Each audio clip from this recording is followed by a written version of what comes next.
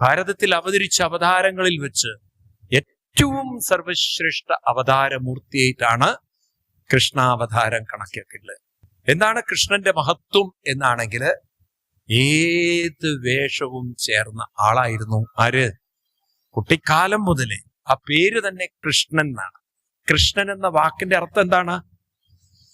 കർഷണം, ആകർഷണമുള്ളവൻ, ആകർഷിക്കുന്നവൻ. ആകർഷണമായിരുന്നു ആര്? കൃഷ്ണൻ. അപ്പൊ തന്റെ വേഷം കൊണ്ടും തന്റെ നൃത്തം കൊണ്ടും പാട്ടുകൊണ്ടും തന്റെ പുല്ലാങ്കുഴൽ കൊണ്ടും എല്ലാം കൊണ്ടും കൃഷ്ണൻ തന്നിലേക്ക് മറ്റുള്ളവരെ ആകർഷിച്ചു. എന്തിനാണ് ആകർഷിച്ചത്?